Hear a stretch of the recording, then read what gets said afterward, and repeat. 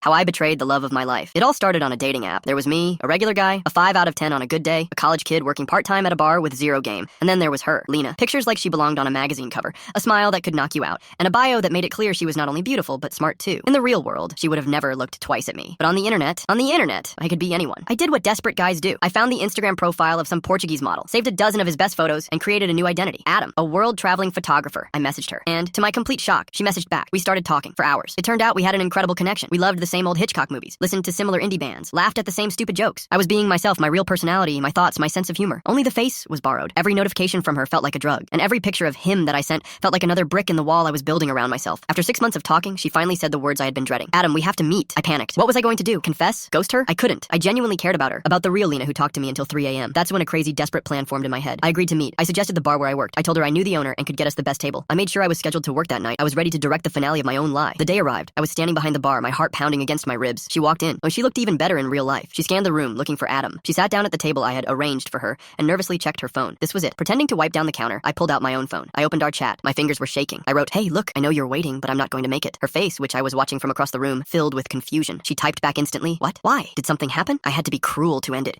to make her hate Adam so much she'd never think of him again. I wrote, "This whole thing is pointless. It was fun talking, but this isn't going anywhere. Let it go. It was just a game." I watched her face crumble. I watched the tears well up in her eyes. I blocked Adam's profile and put my phone away. I watched as the most amazing girl I had ever met sat alone, humiliated by a man who didn't exist. I waited 10 minutes. She just sat there staring at her empty glass. I took a deep breath. This was my second chance, my real one. I walked over to her table as me, the bartender. "Rough night, huh?" I asked as gently as I could. She looked up at me with tear-filled eyes and told me about some guy from the internet who turned out to be a total jerk. I listened, pretending to be sympathetic, and then I started talking. When she mentioned she hated cilantro, I joked that she had the soap gene. When she talked about her St. Bernard, I asked if his name was Barry. I knew everything about her favorite band, her dream of visiting Japan, her love for old movies. To her, it was an unbelievable coincidence, a miracle. She gets stood up by a jerk, and moments later in the same place, she meets a bartender who understands her without her having to say a word. I gave her a napkin with my number on it, in case you ever want to talk to someone real, I said. She called the next day. We've been together for 2 years now. She is the love of my life. She never found out that the jerk who broke her heart and the man she fell in love with are the same person. Sometimes, when she laughs and says our meeting must have been fate, I just smile, because I know I'm the luckiest man in the world and the biggest fraud, and she has no idea that on that night she fell in love with both of us.